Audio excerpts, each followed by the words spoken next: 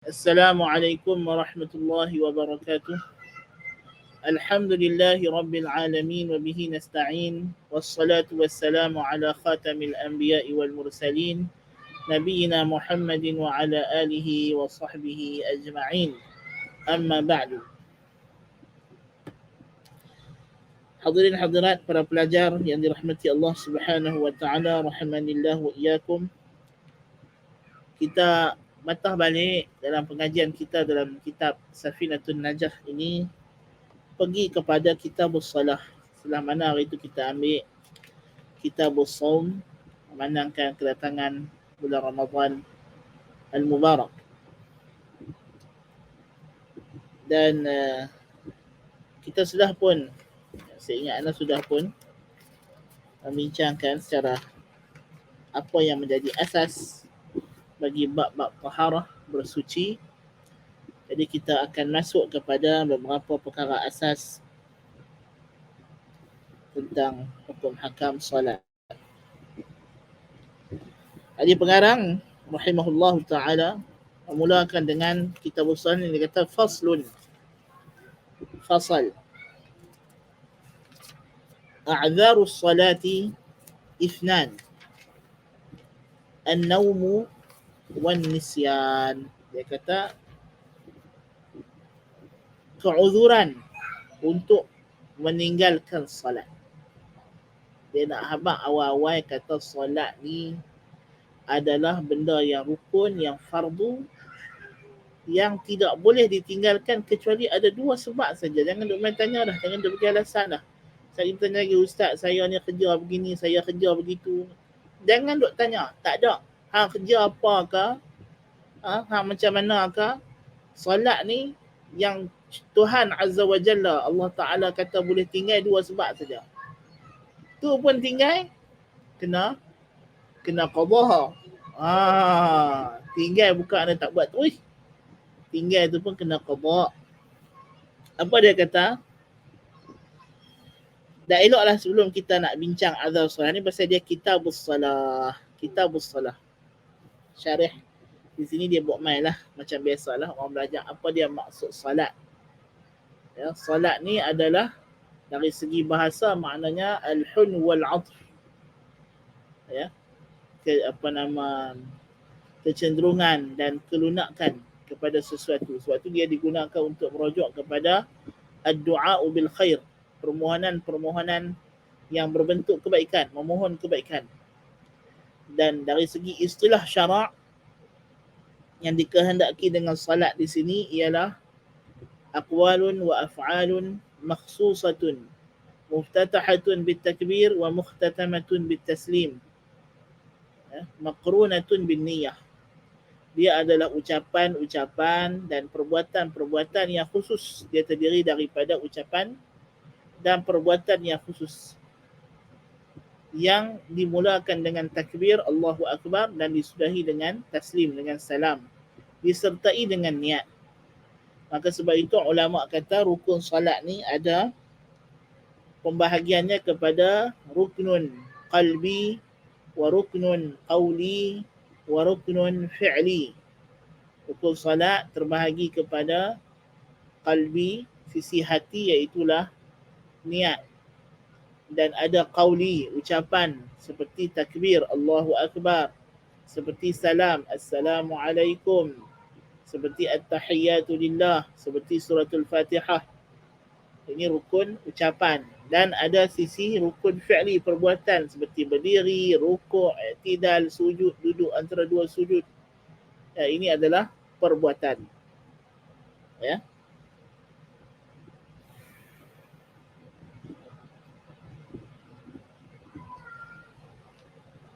Dan hukum salat tidak syak lagi. Salat yang difardukan ada 5 waktu, iaitulah seperti mana Allah kata inna salata kanat 'alal mu'minina kitaban mawquta.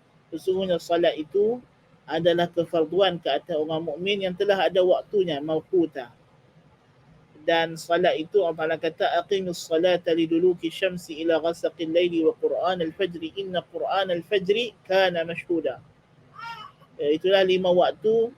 Dirikanlah salat dengan tergelincirnya matahari, iaitulah maksudnya waktu zuhur, ila ghasaqil lail, sehinggalah malam. Jadi di antara tergelincir matahari zuhur sampai ke malam ini ada beberapa waktu salat yang diperincikan oleh sunnah, iaitulah zuhur, asar, maghrib dan isya. Wa Quran al-fajri, dan Quran fajar, itulah waktu subuh. Jadi kesemuanya ada 5 waktu. Daripada 5 ini, 4 daripadanya boleh dijamakkan dalam waktu-waktu tertentu.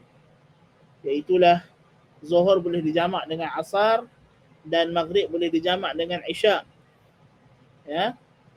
Maka sebab itulah dalam Quran sebut 3 waktu ini. Tergelincir matahari, gelap malam dan fajar. Ya.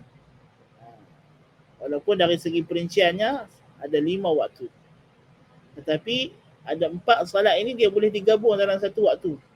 Zuhur dengan asar boleh digabung dalam waktu zuhur atau waktu asar. Maghrib dengan isyak boleh digabung pada waktu maghrib atau waktu isyak. Yang tak boleh bergabung ni adalah subuh seorang dia. Kan? Ya. Dan sebab itu apabila berlaku keuzuran, masalahnya orang yang tinggal solat dengan sengaja, dia tidak dijatuhkan hukuman sehinggalah dia meninggalkan solat itu habis waktu uzurnya, iaitu waktu uzur bagi zuhur ialah asar. Maka habis asar, kalau dia tak sembahyang zuhur juga, maka kena hukum. Demikian juga maghrib dan isyak. Ya. Jadi ini faedahnya. Demikian juga orang wanita yang habis haid. Ya, kalau dia habis haid pada waktu asar, maka dia kena salat zuhur dan asar hari tersebut. Pasal apa? Pasal waktu zuhur masih ada, waktu uzur dia panggil. Waktu dia, walaupun istilah ulama panggil qadha, tapi dia bukanlah qadha sebenarnya. Itu memang waktu dia. Ya. Demikian juga kalau dia habis haid waktu isyak, maka dia kena salat isyak dan waktu salat maghrib.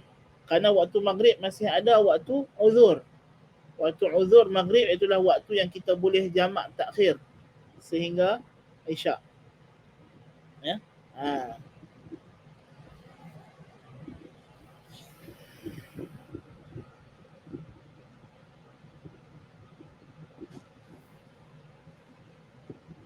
Dan salat ini wajib ke atas mukallaf yang aqil, yang baligh, yang muslim. Bila dia sudah berakal, dia sudah baligh, dia seorang muslim, maka wajiblah dia menunaikan salat dengan masuknya waktu. Dengan masuknya waktu.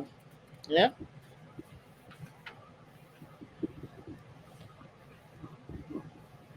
Dan dalam keadaan dia tidak ada penghalang salat, iaitulah haid dan nifas. Yang menghalang salat ini adalah haid dan nifas, ya, yang menggugurkan kewajipan. Adapun uzur, hanya 2 perkara yang disebut oleh musannif di sini, iaitulah yang pertama tidur, dia kata.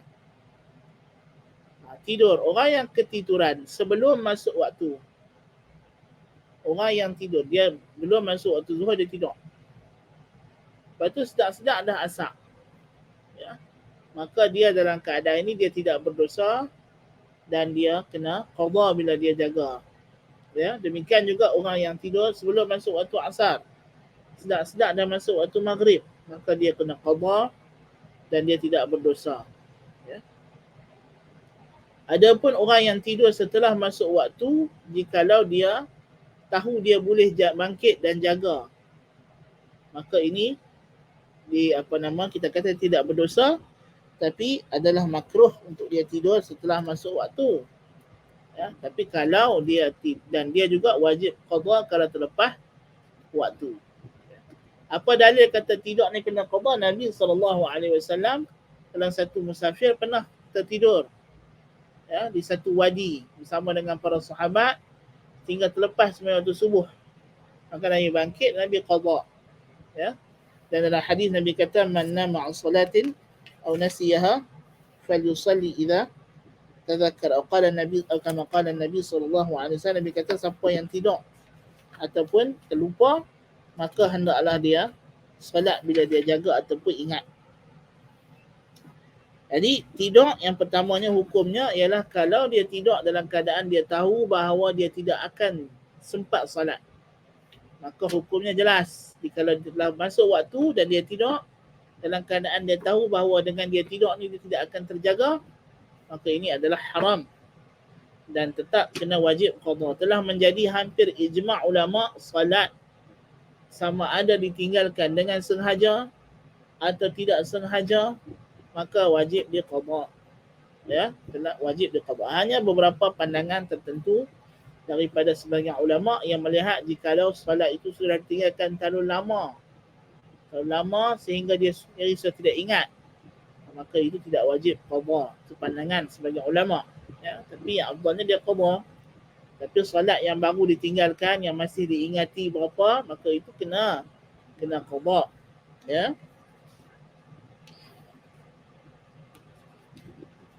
Demikian juga terlupa dalam perang Ahzab.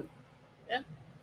Nabi SAW sendiri masyghul dengan perang sehingga pernah terlupa salat. Ya. Maka Nabi salat apabila teringat. Dan dalam hadis yang kita sebut tadi, Nabi dah pesan, Nabi dah suruh siapa yang terlupa,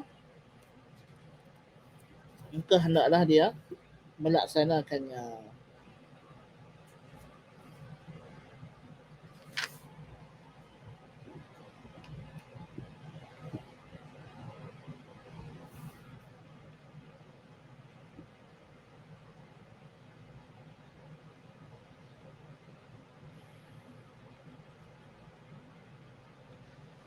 Dan orang yang kehilangan akal, baik apa hukum orang yang koma ataupun orang yang koma misalnya, ataupun dia diberi bius tak sedap. Kita tengok koma ini seumpama orang hilang akal, dia tidak ada akal. Koma, dia tak sedap, mungkin makan masa bertahun-tahun, maka kita kata orang yang macam ni dia hilang akal.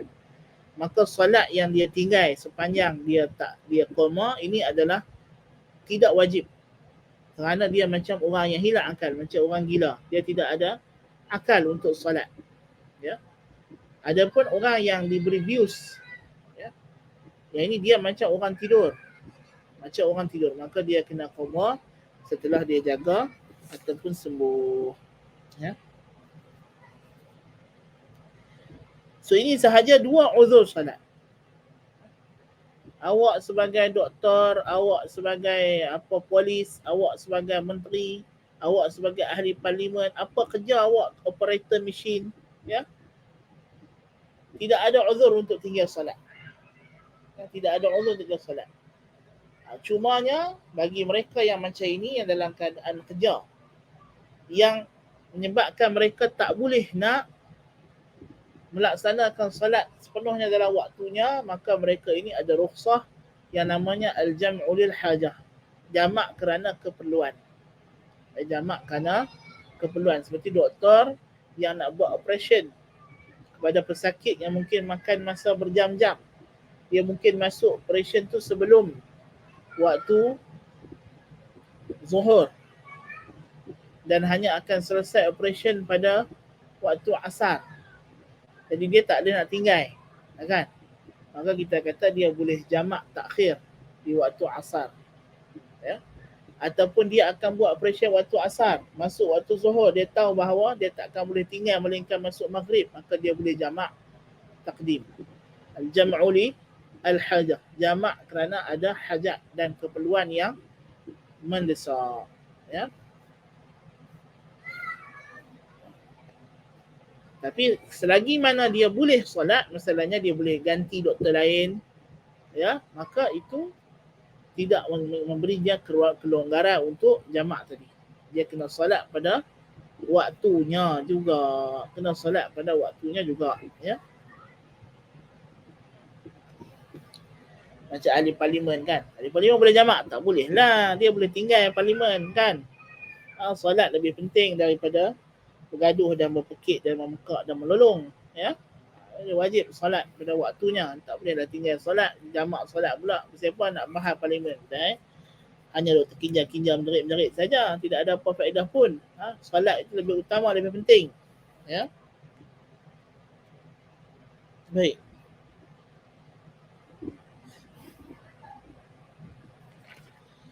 Kemudian musannif masuk kepada dia kata faslun syurutus salati thamaniyah. Syarat salat 8 perkara. Dan kita akan tengok adakah syarat yang dia nak sebut ni adalah syarat. Ini kebanyakannya adalah syarat sah. Ya. Ini adalah syarat, dia panggil syarat sah salat. Dan juga seperti biasa musannif menggabungkan syarat wajib juga. Dia ada syarat sah, syarat wajib. Ya. Untuk salat.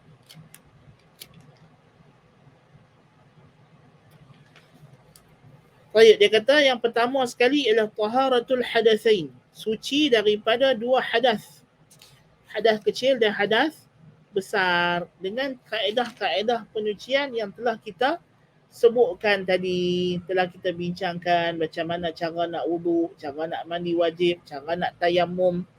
Maka mestilah suci daripada hadas. Ya, sama ada hadas kecil atau hadas besar.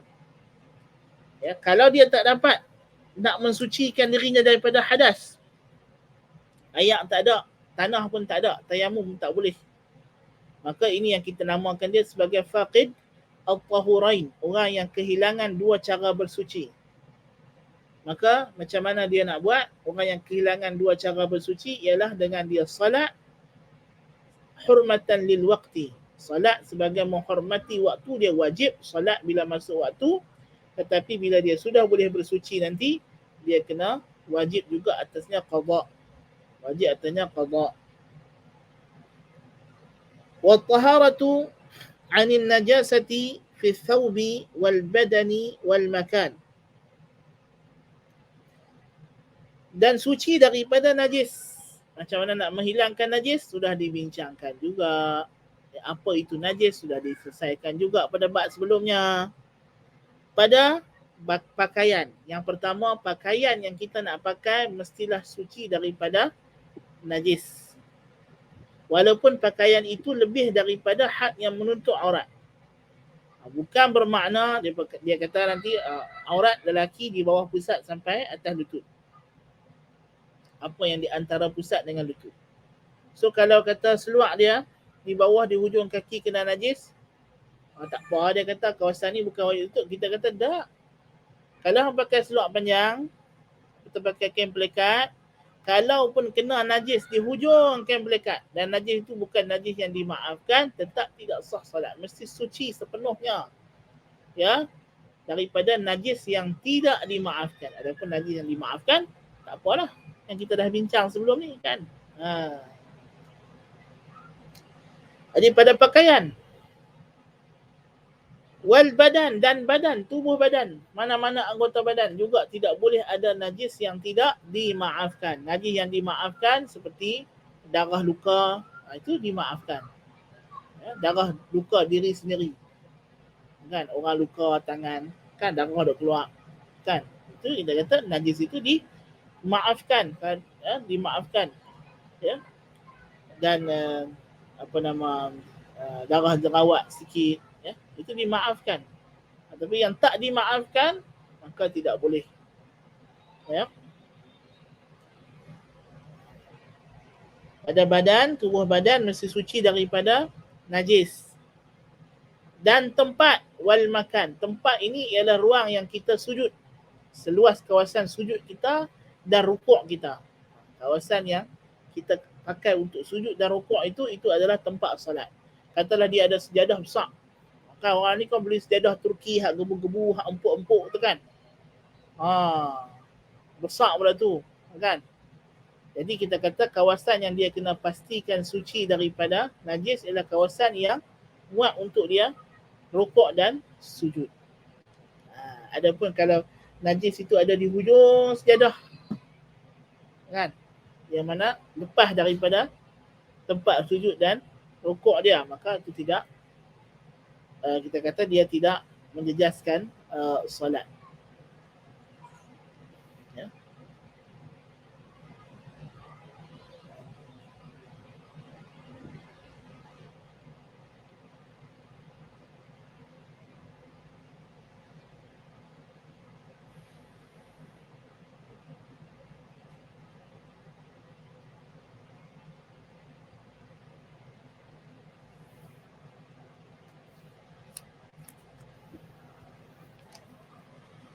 Wasatrul aurah, dan seterusnya syarat yang ketiga untuk sah salat mestilah menutup aurat. Menutup aurat ini ialah memastikan tidak nampak warna kulit yang disyaratkan. Menjadi menutup aurat ini ialah tidak menampakkan warna kulit. Mesti dia pakai pakaian yang menutup kawasan yang disebut aurat di sisi syarak dalam solat, yang mana pakaian itu menghalang daripada melihat warna kulit auratnya tadi pada jarak mukhatabah, jarak orang bercakap dengan kita, iaitulah 1 meter, ya. Jadi kalau 1 meter pun dah nampak aku warna kulit, kalau daripada jauh nampak lagi lah kan, sekurang-kurangnya. Adapun kalau dekat 1 meter tak nampak, tapi kalau pergi letak tangan lekap tu nampak, tu tak apalah kan. Jadi maknanya kain itu tebal kan, kain itu tidak nipis dan tidak jarang yang menzahirkan warna kulit. Kalau dia pakai pakaian yang ketat yang menunjukkan hajam ataupun bentuk aurat, yang ini makruh bagi orang lelaki, dan jika ada orang ajnabi yang melihat, maka itu adalah haram. Tapi dari segi salat sah. Untuk salat sah. Cuma untuk orang melihat, kerana aurat ni ada dua. Aurat dalam salat dan aurat di luar salat. Dia panggil auratun nazar. Aurat orang untuk orang melihat. Kan? Jadi ada aurat yang kita kena jaga daripada pandangan orang. Dan aurat yang kita kena jaga untuk solat kita. Yang mana aurat ni kena tutup walaupun kita sembahyang seorang-seorang dalam bilik yang gelap gelamat. Dia tak ada lah kata, aku sembahyang dalam rumah siapa pun tak tengok. Dia sembahyang telanjang, boleh? Tak boleh. Tak boleh. Ya. Dia mesti menutup aurat walaupun dia solat seorang-seorang dalam rumah dia. Ya. Dan sebab itu aurat dalam solat lebih ringan daripada aurat di luar salat. Kerana aurat luar salat, aurat untuk pandangan orang. Ini kita nak jaga daripada timbulnya syahwat. Adapun aurat dalam salat ialah untuk menzahirkan ataupun untuk merealisasikan zina, perhiasan. Kerana Allah Ta'ala kata, khudhu zinatakum inda kulli masjid. Pakailah perhiasan kamu di setiap masjid. Dan aqallu zina, sekurang-kurang perhiasan itu ialah yang menutup aurat. Maka ini adalah kadar yang wajib bagi mengambil zina, mengambil perhiasan. Dan lebih lagi, lebih baik.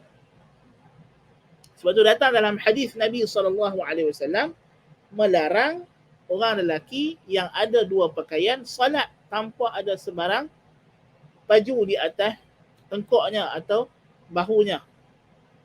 Sembahyang pakai kain pelikat saja sah.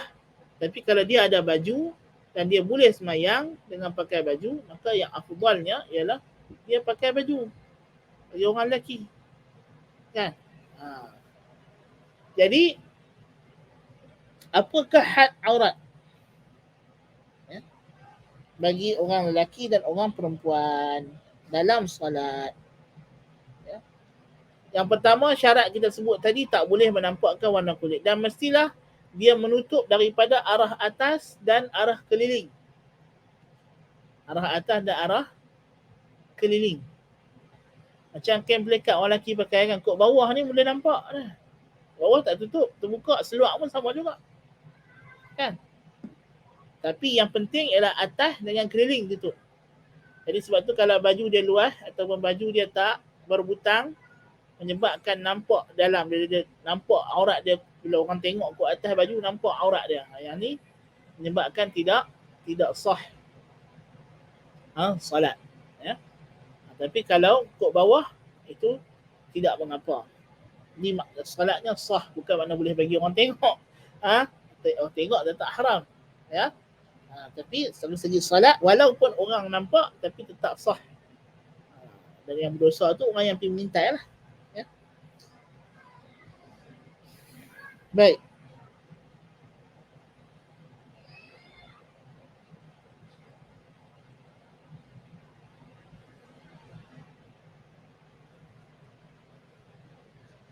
Dan had aurat.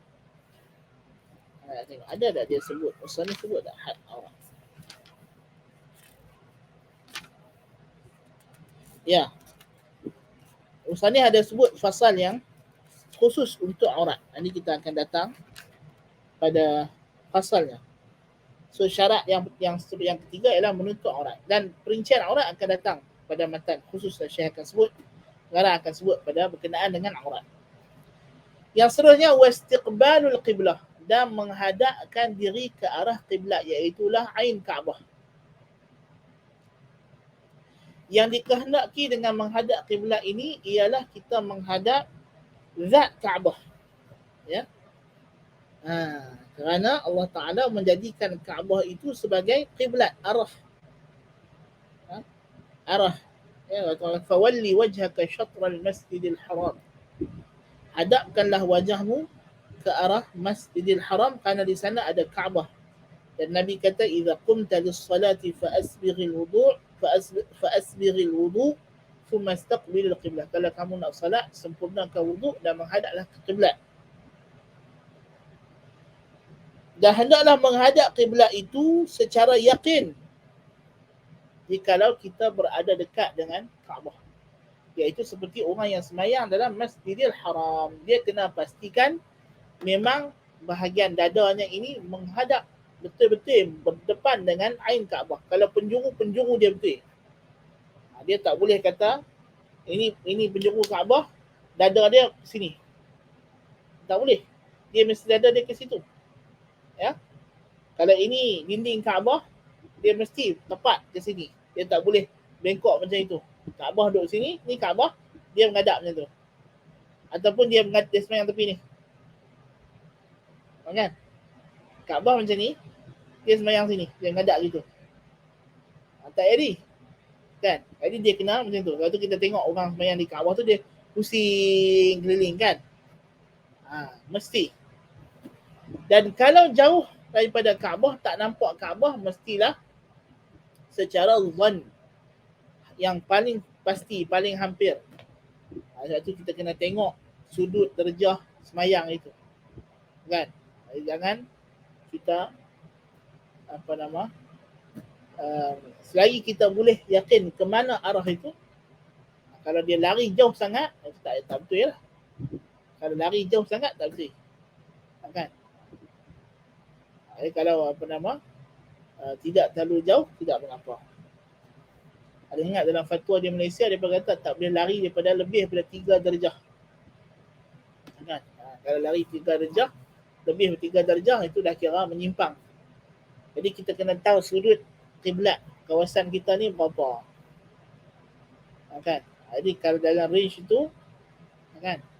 Kalau lari daripada 3 darjah, itu jadi maknanya kalau kita tahu kata Malaysia ni, Mekah berada di arah bukan barat, panggil barat apa tu? Barat yang ke atas tu. Barat laut ke? Barat laut.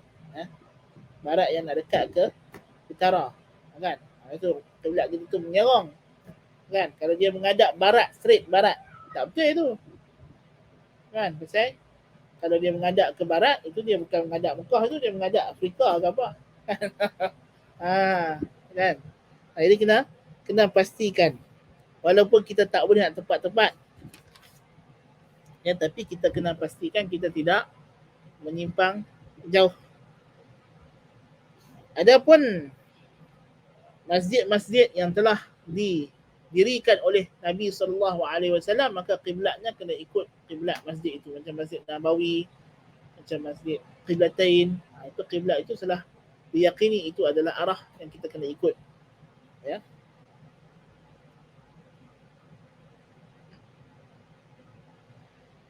Dan anggota yang kena menghadap ni ialah dada. Bagi orang yang berdiri dan duduk. Orang yang semayang berdiri dan semayang duduk. Adapun orang yang semayang berbaring, maka dia mestilah dengan wajahnya juga. Orang yang semayang mengiring ataupun berbaring, dia kena dada dan wajahnya menghadap ke arah kiblat.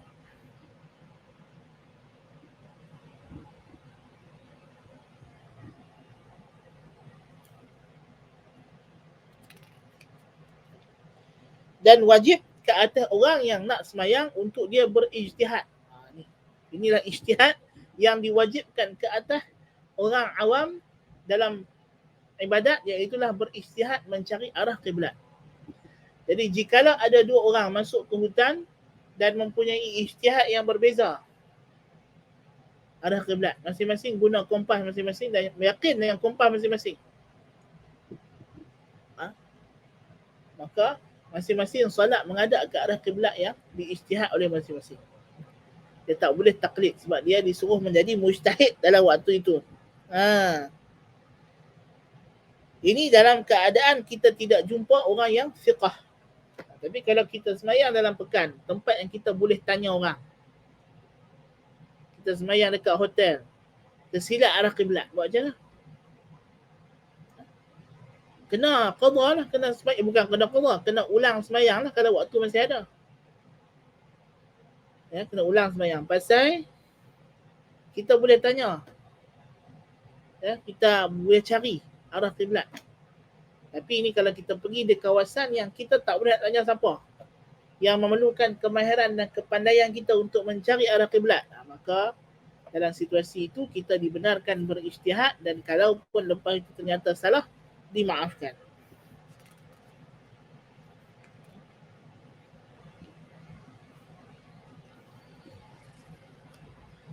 Dan kiblat ini hanya boleh ditinggalkan dalam dua keadaan. Yang pertama ialah syiddatul khauf. Syiddatul khauf ni apa? Semayang ketika tengah duk perang. Tengah duk perang, duk lawan dengan musuh tu, masuk waktu semayang, maka wajib solat. Maka ketika itu semayanglah sambil berlari, sambil duk lawan pedang, sambil duk bawa kuda, sambil duk usung, duk driving kereta kebai, ya, sambil duk bawa kapal laut, kapal perang, kapal selam, dia kena semayang. Walaupun dia semayang tu memang kiblat ke arah mana kita pun tak tahu. Macam mana dia nak rukuk, macam mana nak sujud, terpulanglah. Tapi dia kena salat, ya, dalam keadaan tengah syiddatul khauf. Dia ada dua, salat khauf dengan salat syiddatul khauf. Salat khauf ni belum perang, tapi dah bertemu dah musuh. Itu nanti akan datang babnya. Atau yang kedua ialah semayang sunat. Semayang sunat, kalau kita nak semayang sunat di atas kenderaan, ya, maka kita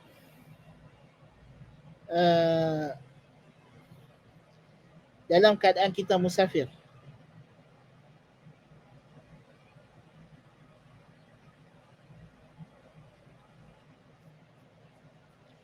Dan kita naik kenderaan, macam orang semayang atas kereta api, ya, yang mana kenderaan ni dia bergerak sendirilah, macam kapal terbang autopilot, kan? Jadi dia bergerak sendiri, bukan kita yang bawa, kan? Kalau kita tengah bawa kereta semayang, tak boleh, bahaya lah, accident. Satu dia tak boleh, pasal kenderaan tu bergerak dengan kita bergerak, dengan pergerakan kaki tangan kita, ya, dia mesti bergerak sendiri. Kalau ada macam kereta sekarang ada auto driving, kan, dalam mode auto driving tu, kalau dia nak semayang sunat, masuk waktu duha tengah jalan, dia musafir, kan, dia musafir, walaupun safar yang tidak sampai jarak qasar, tapi dia tengah musafir. Maka buat macam mana? Macam orang musafir ni nak raya, nak balik musafir, naik kapal terbang, naik kereta api, nak semayang tarawih. Kita kata dia boleh semayang di tempat duduk dia tanpa menghadap kiblat pun tak apa. Dia tak payah nak cari kiblat dulu baru nak takbir, tak payah. Itulah cara Nabi SAW. Nabi dalam safar dia tak tinggal semayang tahajud dan witir.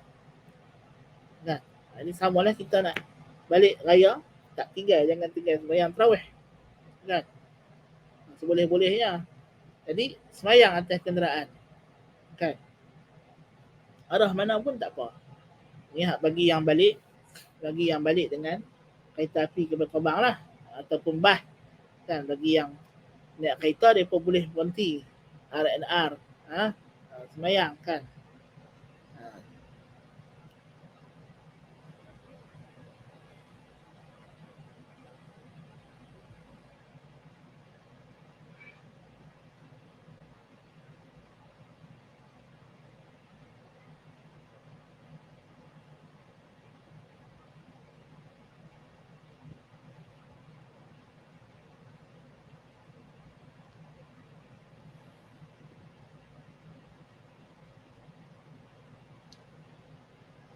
Naam, dan syarah di sini dia kata, adakah diqiaskan kereta, kereta api dan seumpamanya dengan kapal atau dengan binatang? Binatang tunggangan. Dia kata yang dia pilih di sini wasani arjah. Kereta ni lebih hampir dengan binatang tunggangan. Maka boleh semayang di atas kereta, ya, bagi orang yang bukan bawa kereta tu lah kan. Kereta yang orang tengah buat bas, kereta api tadi, dia semayang. Ke arah mana pun, arah itu bergerak.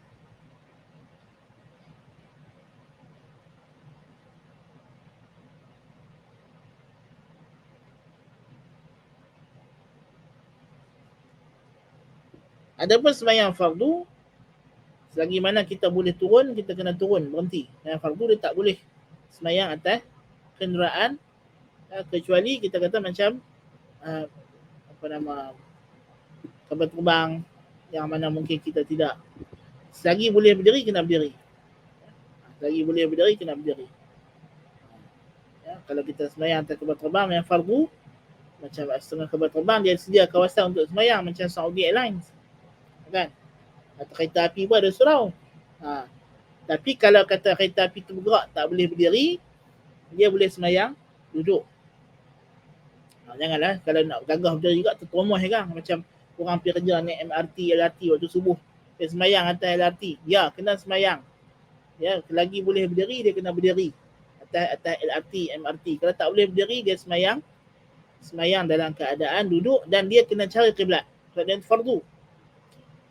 Fardu. Dia kena cari kiblat sekurang-kurangnya masa waktu dia takbir. Waktu ihram dia cari kiblat, lepas tu kata kereta api tu pusing belok ke apa tak apalah. Kan? Sembahyang sunat tak payah cari kiblat. Terus ke arah mana ia bergerak. Tapi kalau sembahyang fardu, ulama syaratkan masa takbiratul ihram tu dia cari kiblat dulu. Lepas tu kalau kata kereta api dia macam sembahyang atas kapal. Kan? Macam sembahyang atas kapal. Kan? Jadi dia kena cari waktu kiblat, arah kiblat. Lepas tu kalau kiblat tu bergerak dan dia tak boleh nak pusing ikut kiblat tu, tak apa. At least masa takbiratul ihram dia kena menghadap ke arah kiblat. Ini bagi sembahyang fardu. Yang fardu kena sembahyang atas kenderaan, especially kapal terbang, kereta api, ya. Maka yang ni dia kena cari kiblat masa takbiratul ihram. Lepas tu kalau dah bergerak tak apa. Macam sembahyang atas kapal ayak. Kapal ayak macam tu lah kaedah sembahyang. Baik. Wa dukhulul waqti, dan masuk waktu. Masuk waktu, dia kena tahu waktu salat. Waktu salat, waktu zuhur ialah dulu ke syams. Ya. Waktu zuhur ialah waktu tergelincirnya matahari daripada zenit. Ya, matahari ni bila dia terbit, bila dia start terbit waktu syuruk, objek-objek mula akan ada bayang. Matahari terbit daripada timur, maka bayang tu akan bergerak ke arah, bayang akan pergi ke arah barat lah. Maka dia akan terbit. Makin matahari terbit, bayang tu semakin pendek. Makin pendek. Lama-lama bayang tu akan berhenti bergerak. Dan ada waktu-waktu tertentu bayang tu akan hilang terus. Siapa nak tahu waktu bila bayang hilang terus, tu rujuk Facebook. Orang duduk Selangor boleh rujuk Facebook. Apa nama, Mufti Selangor. Dia dah bagi dah untuk tahun ni, hari apa, pukul berapa, bayang akan hilang. Kalau hari yang bayang hilang ni, kan, kalau hari yang bayang hilang terus, kan, hari yang kita kata bila matahari tu tegak di atas kepala, bayang hilang, ataupun bayang menjadi berhenti, dia tak bergerak, maka ini dia panggil waktu zawal. Waktu matahari berada di atas zenit, di atas puncak. Apabila matahari itu bergerak, yakni bumi bergerak, maka bayang tadi akan berubah arah daripada menghadap ke timur, dia akan pergi daripada barat, dia akan pergi ke timur, dan dia akan bertambah panjang. Bila bayang ni start bergerak, maknanya matahari sudah tergelincir, ataupun tadi tidak ada bayang, tiba-tiba ada bayang balik. Maka ini adalah waktu di mana masuknya waktu zuhur.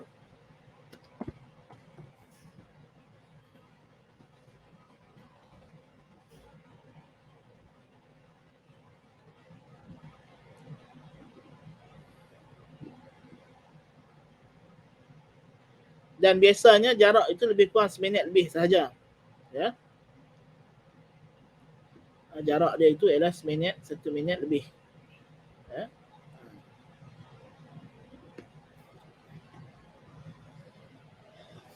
Jadi waktu yang tegak itu itulah waktu yang diharamkan salat itu.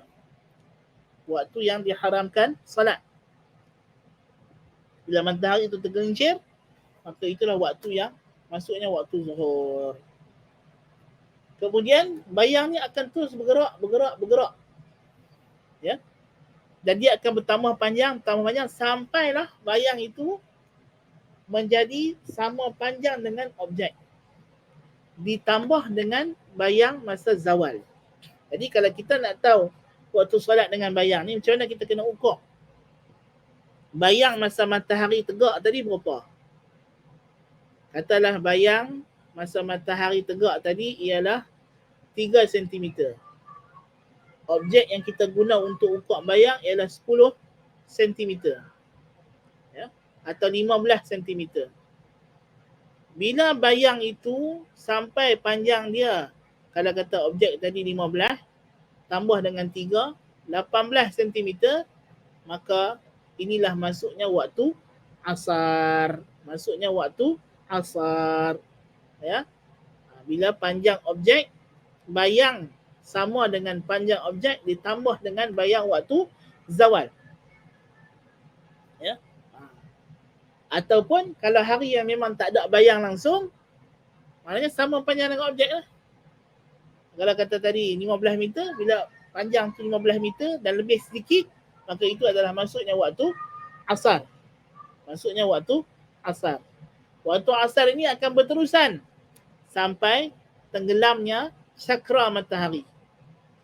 Masuk waktu maghrib, tenggelam matahari, tenggelam cakra matahari. Bulatan matahari itu hilang daripada ufuk walaupun cahayanya masih ada. Waktu maghrib tu waktu senja merah-merah. Kan? Kalau kita duduk di laut, kita nampak hilang dia punya bulatan matahari itu, hilang cakra matahari itu daripada ufuk, tak nampak dah, tenggelam. Walaupun ada merah di kaki ufuk, itulah waktu maghrib. Itulah waktu maghrib. Ya. Dan matahari akan terus tenggelam dan tenggelam. Ya. Itu pada pandangan mata kita lah. Ya. Walaupun hakikatnya dia pusing lah. Bumi pusing. Kan? Dia akan terus tenggelam. Tetapi cahayanya akan terus ada. Sinar itu. Ya. Sinar itu akan terus ada. Ya. Sampai satu masa, lebih kurang 90 minit daripada dia tenggelam tadi, cahaya dia akan hilang terus. Itu dia panggil ghasaqil lail, gelap malam. Gelap malam. Kan? Tidak ada lagi cahaya putih. Daripada tadi cahaya merah jadi cahaya putih. Cahaya putih pun dah hilang. Maka itulah waktu sembahyang isyak. Apabila matahari berada 18 darjah di bawah ufuk. Ya, bila dia dah turun dalam bawah ufuk, maka itulah masuk waktu isyak sebab cahaya dia sudah tidak nampak lagi. Cahaya dia sudah tidak ada lagi. Ya. Yang ada hanyalah malam yang gelap, cahaya bintang dan bulan sahaja yang tinggal. Maka itulah waktu isyak, dianggarkan lebih kurang 90 minit selepas waktu maghrib.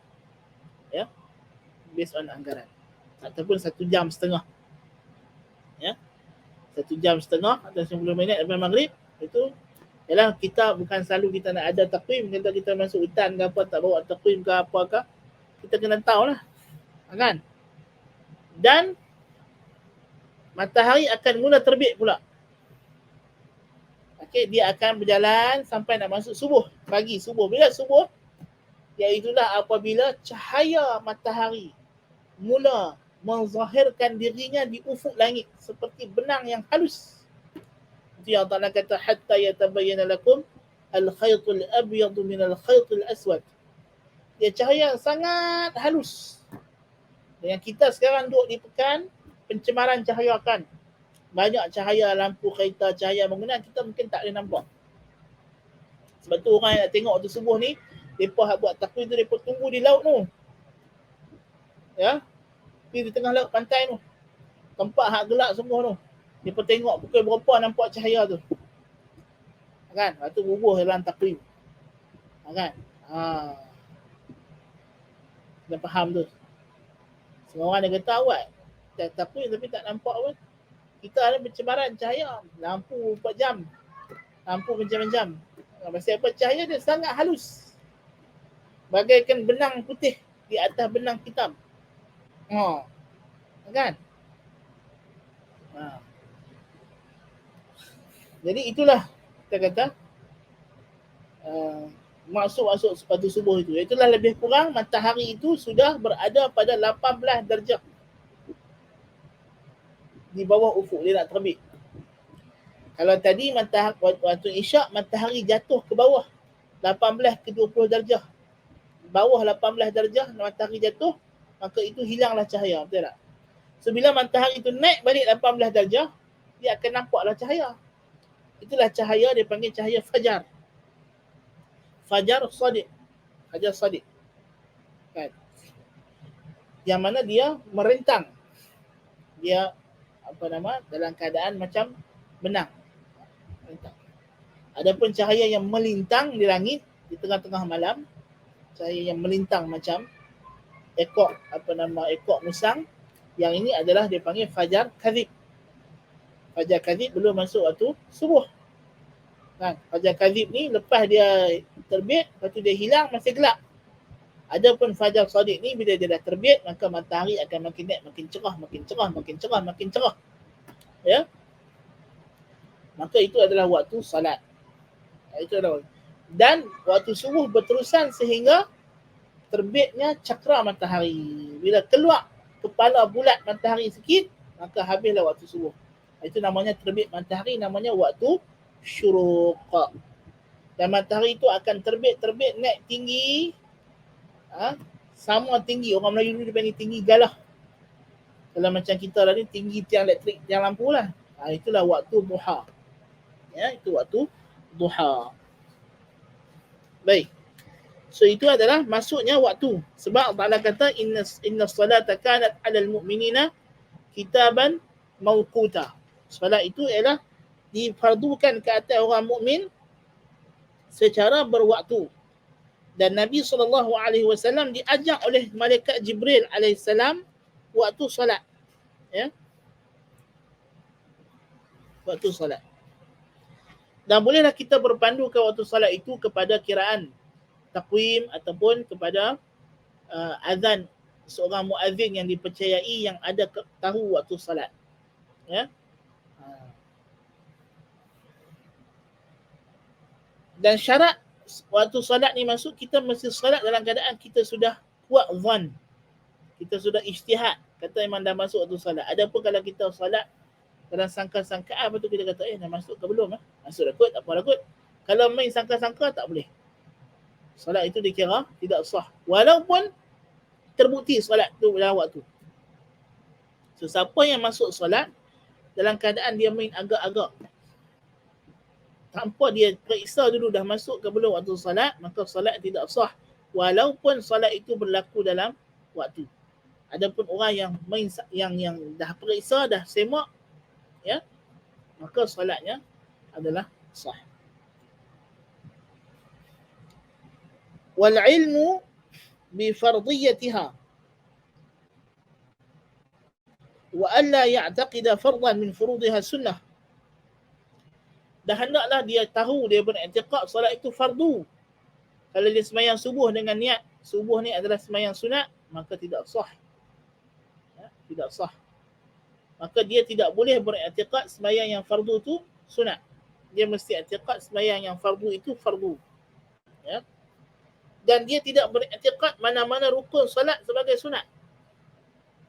Dia tak boleh menyangka kalau dia iktikad kata rukuk ni sunat sahaja ataupun Fatihah ni sunat sahaja, maka ini membatalkan salat. Tapi kalau dia i'tiqad mana-mana sunat sebagai fardu, dia kata dimaafkan. Itu sah. Ya, kerana sunat dengan fardu berkongsi pada suruhan. Dan fardu lebih tinggi. So kalau dia i'tiqad yang rendah itu tinggi, itu dimaafkan. Tapi dia tak boleh i'tiqad yang tinggi itu rendah. Kan? Suruhan yang tertinggi dia tak boleh i'tiqad itu adalah suruhan yang terendah. Tapi kalau dia pergi i'tiqad suruhan yang rendah sebagai suruhan yang tinggi, maka itu kita kata dimaafkan. So yang dia tak boleh ialah kalau dia i'tiqad rukun solat sebagai sunat. Ya.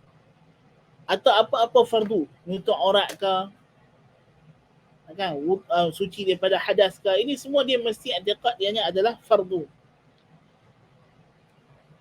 Wajtinabul mubtilat, dan di antara syaratnya ialah dia menjauhi perkara-perkara yang membatalkan solat. Di antara syarat solat nak sah ialah dia kena menjauhi al-mubtilat, perkara-perkara yang membatalkan solat. Ya. Perkara yang batalkan solat apa dia? Sama ada perkara itu berkaitan dengan berlawanan dengan syarat. Seperti najis. Ada najis pada tempat, najis tidak dimaafkan. Najis pada tempat atau pakaian atau badan. Ya. Atau hadas. Bila dia berhadas. Ya. Sama ada hadas kecil atau hadas besar. Ketika dalam solat, kalau dia terkeluar angin dan sebagainya misalnya, kentut, maka batal wuduk, batal solat juga. Ya. Ataupun terbuka aurat, seluar koyak, pergi nampak habis belakang dalam, batal solat. Ya. Kalau kata dia boleh segera, kalau tersingkap dia angin dan dia tutup dengan segera, maka itu tak apa, dimaafkan. Maksudnya dia solatnya tidak batal. Demikian juga kalau jatuh najis ke atas pakaiannya dan dia segera cabut pakaian itu tanpa menyentuh najis, kan? Kalau begitu, maka tidak mengapa. Kata dia sembahyang dukung anak, budak kecil. Tiba-tiba dia sedar anak dia kencing ataupun berak dalam pampers, maka dia segera letakkan anak dia di tepi. Maka tak ada apalah. Soalan sembahyang. Macam mana Nabi SAW tengah sembahyang, tiba-tiba Nabi buka kasut. Sebab Jibril Mahabat kata kasut Nabi ni ada najis. Maka dia segera buka pakaian dia yang tu, tak ada apa. Kan? Katalah dia pakai baju Melayu, tiba-tiba prak main burung berak atas baju dia. Kan? Dan dia segera buka baju itu dan tidak menedahkan aurat dia lah antara pusat dan lutut. Maka itu kita kata sah lah sembahyang dia. Kalau dia segera buat, kan? Kalau dia lambat-lambat, tak boleh lah. Kan? Sembahyang dia batal. Ya. Tapi kalau kata tek cicak jatuh, tek cicak kan kering, dia pergi pegang dengan tangan dia kuih buang. Dia kuih dengan tangan. Ataupun kepiah, kan? Kena najis. Lepas dia pergi pegang kepiah dia. Dia pegang kepiah atau dia buang. Macam mana? Dia kalau dia menanggung najis, dia pegang najis, tak boleh lah. Dia pegang najis tak boleh. Dia mesti buka dengan cara dia tidak pegang najis itu. Ya. Jadi kalau dia pegang tek cicak, kan? Ataupun dia dengan cara dia pegang, dia bawa, dia tanggung, yang dengan makna menanggung, memegang benda yang bernajis, maka itu tidak valid, solat tidak sah. Pasal dia membawa najis dalam solat. Kalau membawa najis dalam solat tidak sah. Okey. Kerana dia menanggung najis dalam solat.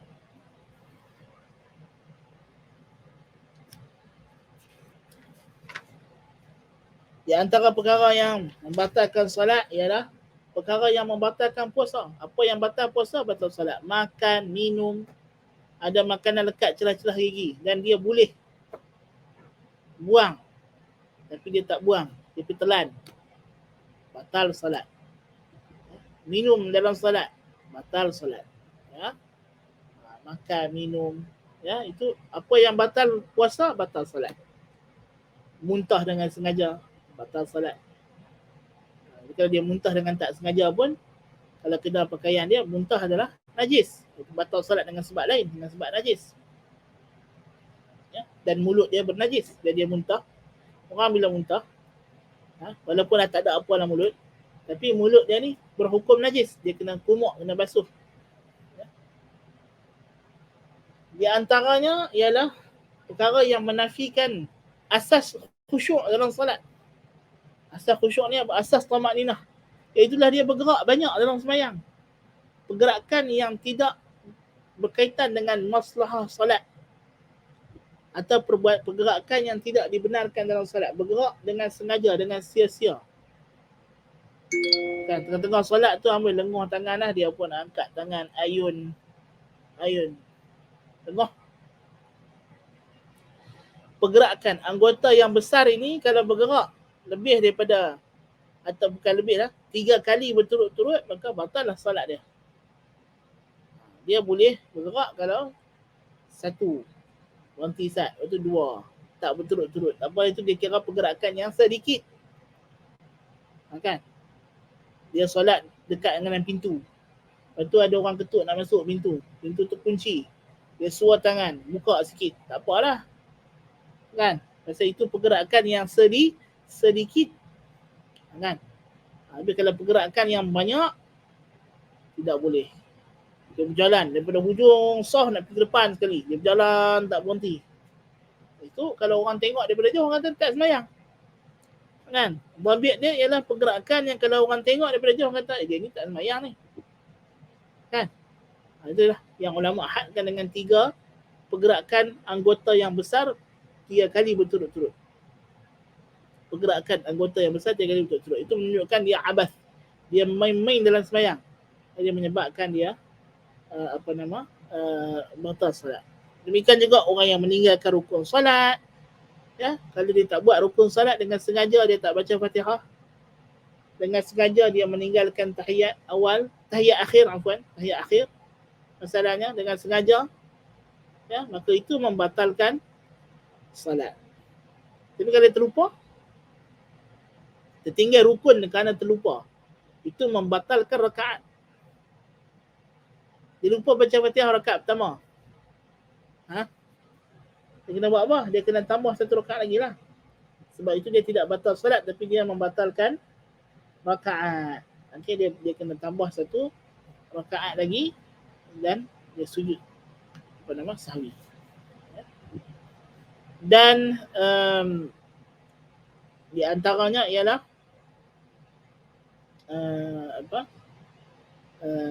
saya meninggalkan rukun, ya, meninggalkan rukun dengan sengaja, sama ada rukun qauli atau rukun fi'li, ya, ataupun dia mengulang-ulang rukun fi'li. Rukun qauli ulang tak apa, rukun fi'li dah rukuk lagi sekali, tak boleh kan. Mengulang-ulang rukun fi'li itu membatalkan solat. Rukun qauli ulang tidak mengapa, kecuali takbiratul ihram, kalau dia ulang maka itu batal, ya. Sebab itu ulama kata kalau orang ulang takbiratul ihram dia sah pada bilangan yang ganjil. Dia takbir kali pertama, lepas tu dia takbir kali kedua. Takbir kali kedua itu membatalkan salat. Maka bila takbir kali ketiga, itu takbir yang sah untuk salat. Takbir kali keempat, batal pula salat dia. Takbir kali kelima, sah balik salat dia. Ini bagi orang yang kena, walaupun benda tu tak patutlah. Orang yang penyakit was-was ni, dia kena minta lindung dengan syaitan. Ya. Tapi rukun qauli yang lain, baca Fatihah 2 kali, baca tahiyat 2 kali, ini tidak batalkan salat, tidak, dia kerana dia tidak mengubah nizam salat. Tapi kalau dia rukuk 2 kali, ya, atau sujud sampai 3 kali, maka itu membatalkan salat, ya. Menambah rakaat dengan sengaja, kan, dia sengaja tambah sembahyang lebih, sembahyang subuh 3 rakaat, bangkit je rakaat ketiga, batal lah sembahyang dia, kan.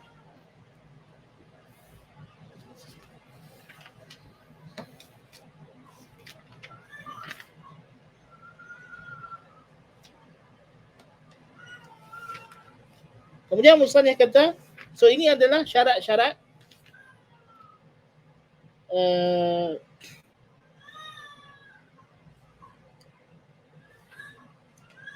dan akan datang nanti masalah perkara yang batalkan solat juga akan dibincangkan secara khusus dalam kitab ini insya-Allah taala.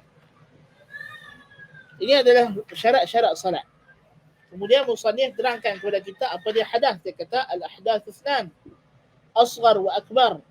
Fal asghar ma aujaba al-wudu' wal akbar ma aujaba al-ghusl.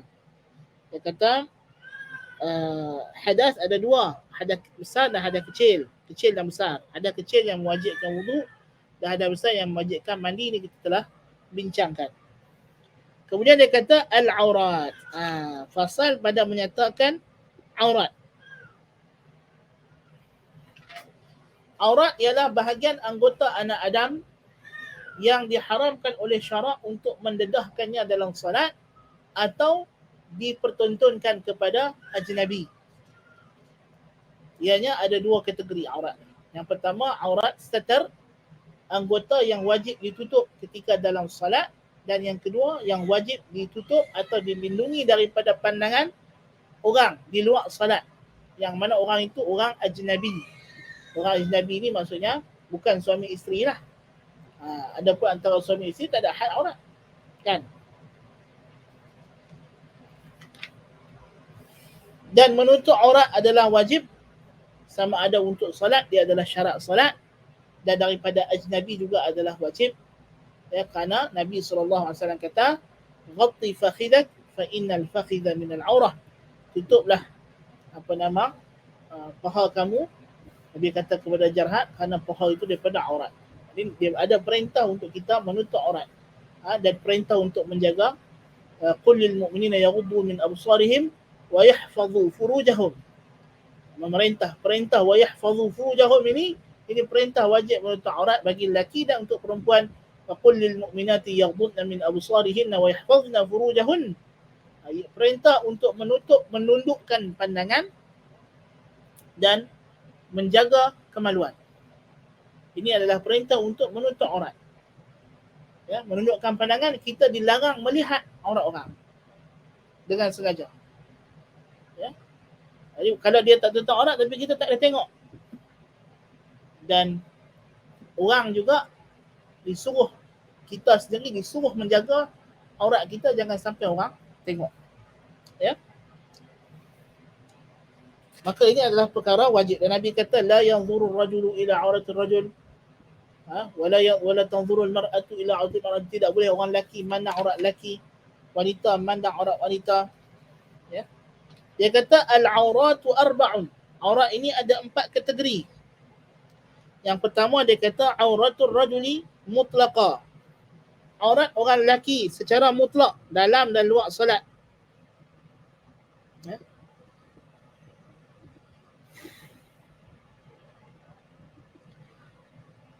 Jadi aurat orang lelaki sama ada dalam salat atau luar salat, depan ajnabi atau depan keluarga, satu jenis aurat. Wal amati fi salati, dan aurat hamba sahaya dalam salat. So, yang pertama ialah aurat orang lelaki secara mutlak. Aurat orang lelaki ni satu saja, waktu bila pun, dalam semayang, dua semayang, depan orang perempuan yang ajnabiyah ataupun yang keluarganya, ya. Dan bersamaan dengan aurat orang lelaki ini ialah aurat wanita hamba sahaya dalam salat. Hamba sahaya dia semayang. Ya, apakah aurat dalam salat? Ialah dia kata ma baina surrati wa rukbah, apa yang berada di antara pusat dengan lutut. Dan surah dan rukbah itu sendiri laisata min aurat. Lutut dengan pusat itu sendiri bukan aurat. Pusat dan kawasan yang keliling dengan pusat yang sama level, ini bukan aurat. Lutut itu sendiri bukan aurat. Ya. Suatu Nabi SAW dia duduk, dia selak sampai nampak lutut. Duduk dekat tepi telaga dalam kebun. Nabi selak sampai nampak lutut. Kerana lutut sendiri bukan aurat. Aurat ialah atas daripada lutut, paha, naik sampai ke bawah pusat. Kerana kawasan ini kalau didedahkan boleh mendedahkan aurat yang besar, itulah kemaluan. Ya, dalam hadis Nabi kata kepada Jarhad, ghatti fakhidhak fa innal fakhidha aurah. Tutuplah betik paha kamu kerana paha itu aurat. Jadi ini adalah aurat yang mesti dijaga oleh orang lelaki waktu bila pun. Waktu dia bersukan ke, waktu dia bekerja ke, ya. Waktu dia berhadapan dengan wanita ajnabiyah ke, ya.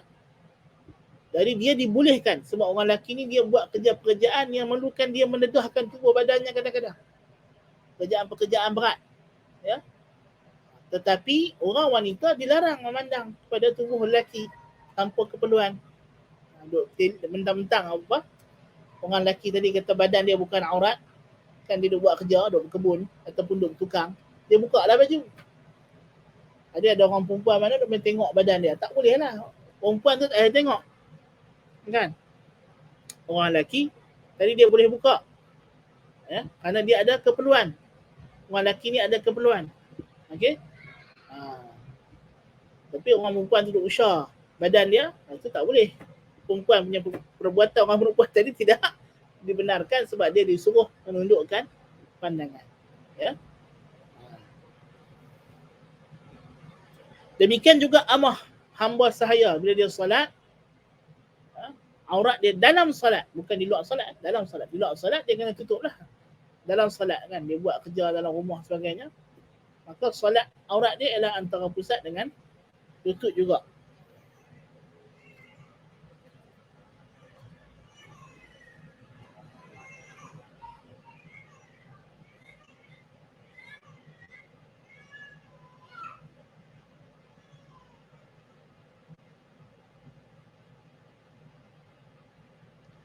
Dan terdapatlah beberapa hadis yang menyatakan perkara ini, walaupun kesemuanya dhaif, tapi dia boleh saling kuat menguatkan, ya. Wa auratul hurrah fi salati jami'u badaniha ma siwal wajhi wal kaffain.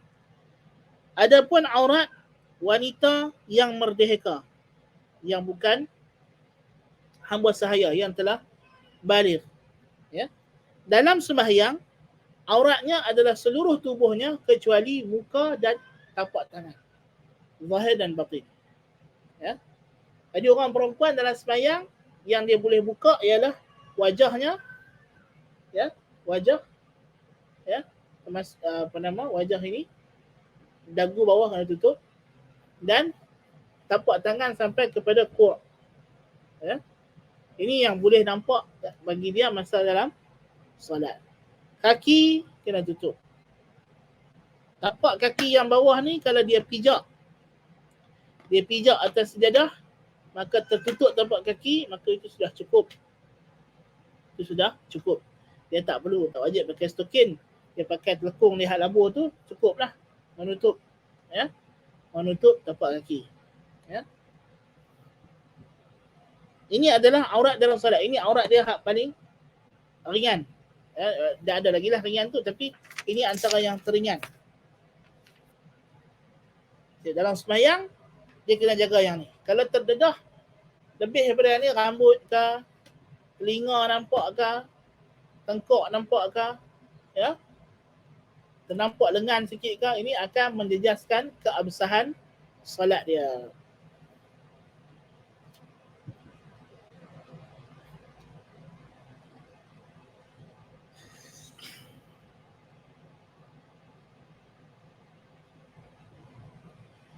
Wa auratul hurrah wal amati 'inda al ajanib.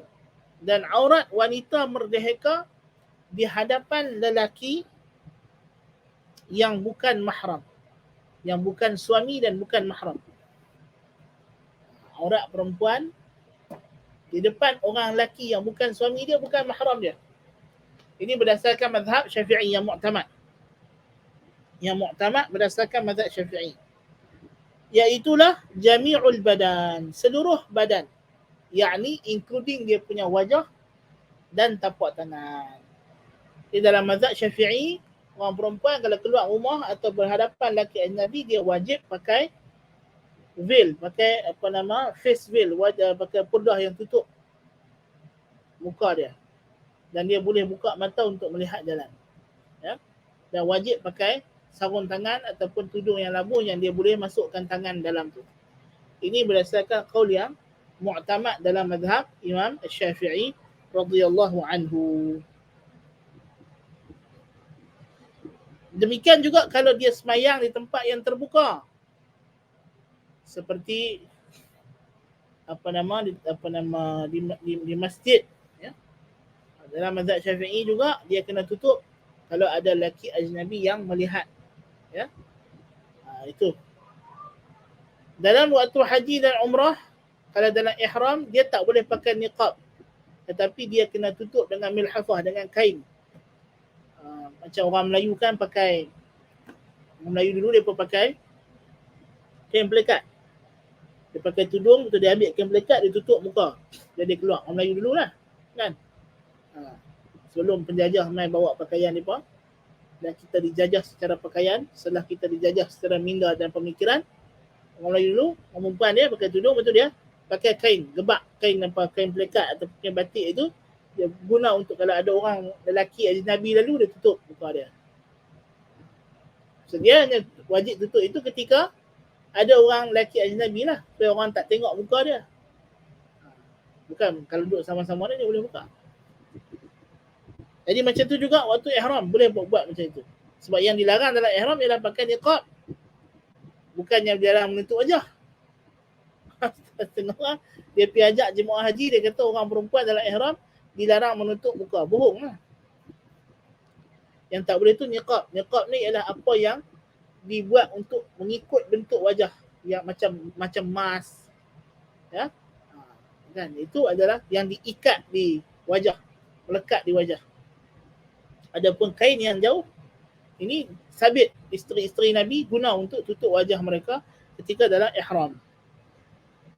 Wa 'inda maharimiha wan nisa'i ma baina surrati wa rukbah, dan aurat wanita merdeka di hadapan mahram, bapaknya, adik-beradiknya, bapak mertuanya, ya, dan juga sesama mereka, sesama wanita yang beriman, sesama wanita muslim, ya.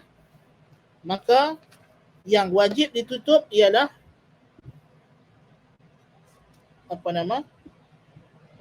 antara pusat dan lutut, macam aurat lelaki dalam macam aurat orang lelaki dan juga amah dalam sembahyang, ya.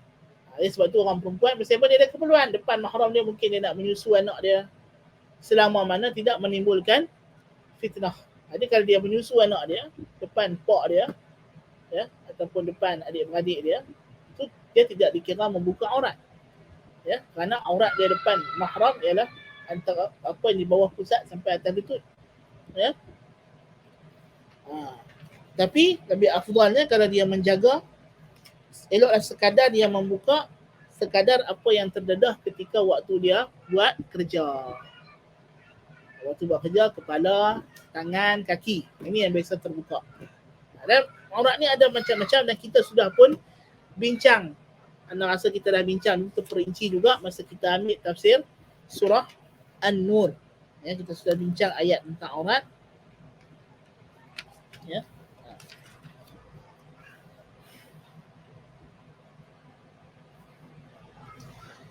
Ada suka nak baca di sini syarah kitab Ghayatul Muna ini, Syekh Muhammad Ad-Dawani ini, dia ada sebut, dia kata khatimah fil libas. Ini elok kita ambil sedikit hukum hakam pakaian, walaupun ini bukan dalam matan, tapi kita kena tahulah. Dia kata pakaian ni ada hukum sama ada wajib, sunat, haram dan makruh dan harus.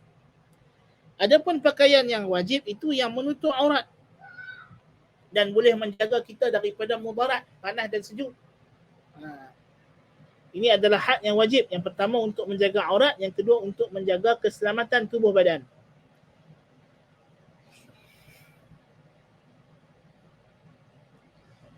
Adapun yang mustahab ataupun yang sunat itu, ma yahsulu bihi aslu zinah wa izharun ni'mah.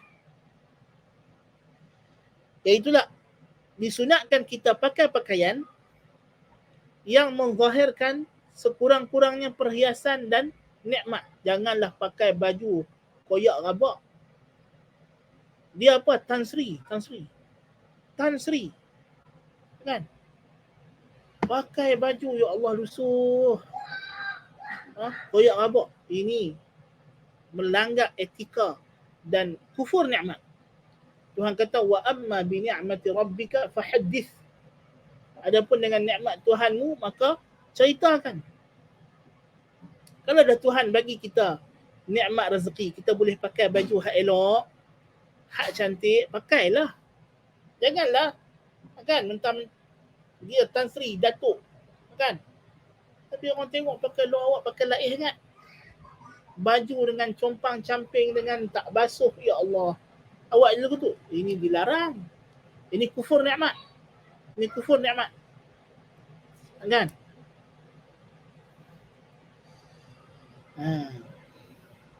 Jadi pakai baju yang elok, yang cantik, baju yang bersih, yang bukan kotor, ya. Baju yang bersetrika, bukannya kedot-kedot, kan? Orang tahu kata baju ni tak nampak macam kusut masai, tak tahu. Ini makruh. Adapun yang haram ialah memakai sutra bagi lelaki. Orang lelaki haram pakai sutra. Orang perempuan boleh sutra. Dan pakaian yang jarang, yang menampakkan warna kulit, ini tidak menutup aurat. Atau pakaian yang sempit, yang menampakkan bentuk tubuh bagi wanita. Ya. Kerana ini menimbulkan fitnah. Sebab Nabi kata, antara ahli neraka yang dia tak pernah tengok lagi ialah nisaun kasiyatun ariyat, wanita yang berpakaian tapi telanjang. Pakai baju ketat. Nampak ni, buah dada dia bentuk, nampak bentuk pinggang, nampak bentuk paha, kan? Nampak bentuk rambut, kan? Ini adalah pakaian yang haram dan walaupun dia tidak mendedahkan bentuk kulit, warna kulit aurat, tapi dia tidak mencapai maksud minimum menutup aurat, iaitu untuk mengelakkan fitnah. Ya, fitnah di sini ialah menimbulkan syahwat. Ya. Demikian juga memakai pakaian yang berhias-hias bagi perempuan yang boleh menarik lelaki, perhatian lelaki. Nah, sebab tujuan menutup aurat ialah untuk mengelakkan daripada orang. Demikian juga orang lelaki, kalau dia pakai baju yang seksi-seksi, kan? Pakai baju ketat, menampakkan bentuk tubuh yang boleh menimbulkan ketat dekat paha, ketat sampai nampak dia punya bentuk kemaluan. Ada orang lelaki zaman lah, ada pakai gitu saja. Dia pakai, kan, pergi berenang, kan, walaupun seluar tu seluar panjang tapi ketat, nampak, kan, na'udzubillah min zalik. Itu juga adalah dilarang, haram, kerana menunjukkan bentuk aurat.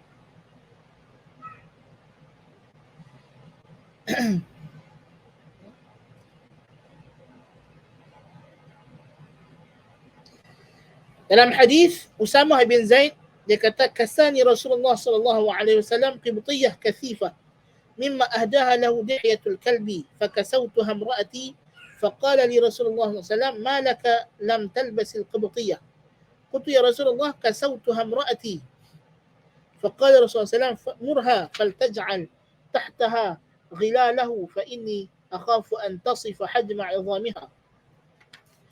Usamah bin Zaid kata, aku diberi pakai oleh Nabi satu qibtiyah, satu pakaian yang diberi oleh Dihiyah Al-Kalbi. Pakaian tu tebal, tidak menampakkan bentuk kulit. Lalu aku bagi bini aku pakai. Lepas tu Nabi tanya, awak tak pakai? Aku kata, aku bagi bini aku pakai. Nabi kata, suruh dia pakai kain labuh supaya tidak menampakkan bentuk auratnya. Ini nampak, tak boleh pakailah pakaian yang ketat. Kalau pakai ketat, kena pakai lagi baju supaya menutup. Ya. Di antara pakaian yang haram ialah pakaian syuhrah. Iaitulah memakai pakaian, sama lelaki atau perempuan, memakai pakaian di khalayak ramai yang menyelisihi orang ramai kebiasaan. Pakai yang pelik-pelik. Pergi pejabat, tiba-tiba pakai tanjak, pakai apa ni? Awak ada pesta apa? Ada apa? Supaya orang tengok dia, dia ni nak Melayu, dia lah yang ter-Melayu, orang lain tak Melayu. Amboi. Kan? Jadi macam syuhrah. Atau pakaian. Pakai macam tu imam, tu syekh, padahal tak ada ilmu pun. Dia pakai satu pakaian yang tak melambangkan diri dia, tak melambangkan status dia. Sebaliknya dia memberi waham, kata dia ni lebih daripada seperti kan? Kuli tapi pakai baju macam bos. Kan? Ini dia panggil pakaian syuhrah. Di antara pakaian yang haram ialah pakai pakaian yang menjadi khusus kepada jantina. Pakaian-pakaian yang sudah jadi uruf, pakaian ni untuk orang perempuan, pakaian ni untuk orang lelaki, tapi lawan jantina pakai. Orang lelaki pakai kain batik, pakai baju kelawak. Dia tidak kelawak orang perempuan lah.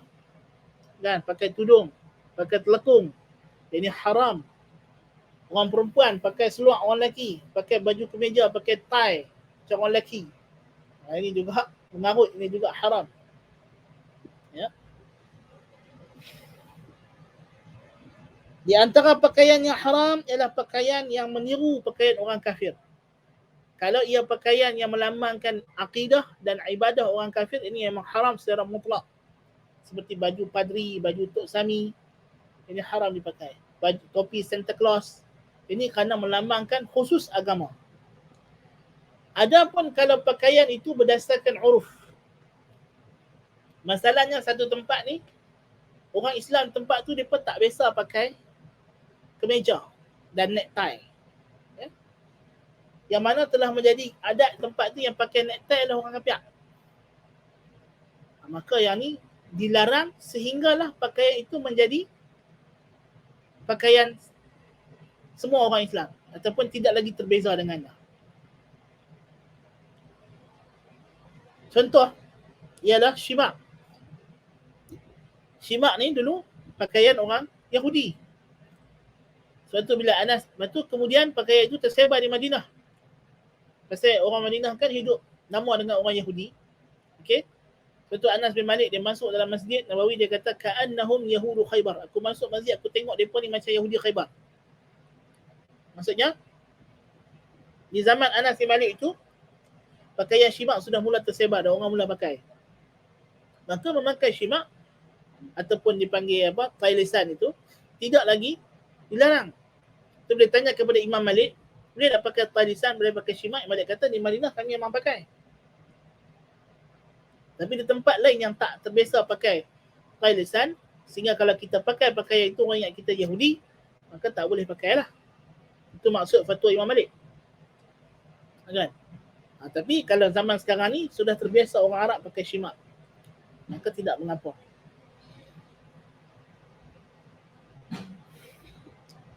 Adapun pakaian yang makruh ialah pakaian yang membawa kepada unsur-unsur takabur dan perasan diri. Itulah seperti orang lelaki melabuhkan kain sehingga melebihi paras buku lari. Kerana ini adalah biasanya pakai baju yang labuh ini kan macam raja-raja yang pakai kain meleret-leret.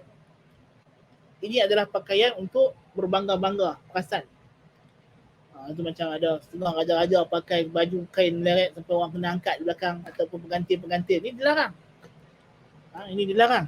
Ini adalah makruh. Ya, makruh kalau tidak ada niat untuk sombong. Tapi kalau memang dengan niat memang tujuannya nak menyombong diri, memang itu adalah haram. Adapun yang harus ialah memakai pakaian yang cantik untuk perhiasan dan menzahirkan nikmat tanpa ada sombong diri, tanpa ada perasan diri, ya, untuk hari raya, untuk majlis perkahwinan, selama mana tidak berlawanan dengan syarat-syarat tadilah, tidak menyerupai orang kafir, tidak mendedahkan aurat, tidak syuhrah, kan? Tidak mengapa. Orang perempuan pakai baju ada corak-corak, ya, itu tidak ada masalah. Ya, pakai baju warna lain daripada hitam, takkan orang perempuan pakai baju hitam je. Boleh pakai baju Aisyah pun pakai baju warna purple, baju warna pink, kan? Kan? Itu tidak ada masalah. Sekadar selama tidak menarik perhatian orang lelaki. Ya?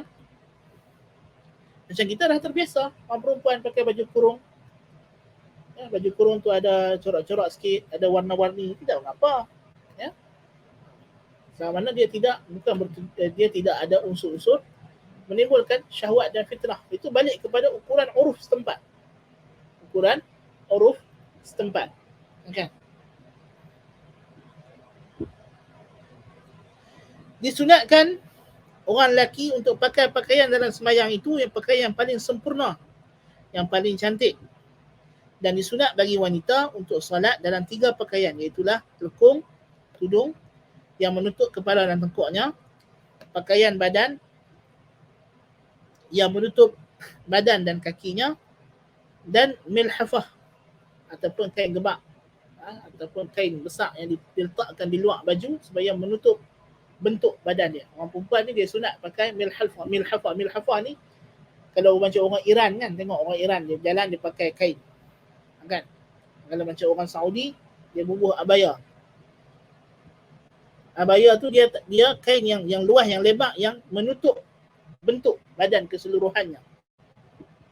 Maka itu disunatkan bagi orang perempuan kalau boleh dia pakai 3 jenis macam itu. Kalau tidak pun tudung dan baju yang longgar, yang fatar, tidak menampakkan bentuk tubuhnya. Ya. So itu adalah berkaitan dengan hukum aurat dan juga pakaian dalam solat. InsyaAllah nanti kita akan sambung perbincangan berkenaan dengan rukun-rukun solat. Dia kata di sini soalan pakai t-shirt dan seluar bahagian belakang punggung terselak tapi tidak ditutup. Ni banyak jadi dekat orang lelaki sekarang zaman lah. Ya, ini orang lelaki zaman lah kena hati-hati. Pasal apa jadi macam tu? Pasal dia pakai seluar ketat. Ya. Kena hati-hati. Jadi kalau terselak sehingga nampak bawah, bahagian bawah pusatnya, maka itu terdedah aurat. Apatah lagi nampak lurah punggung. Berlaku. Kita jumpa kadang di masjid, di shopping mall surau. Ya? Nak tegur kadang tak ada, dia semayang, dia lari dah. Kan? Jadi kalau ini, perbuatan ini menyebabkan semayang yang tidak sah. Semayang tidak sah. Ya? Ini kena hati-hati.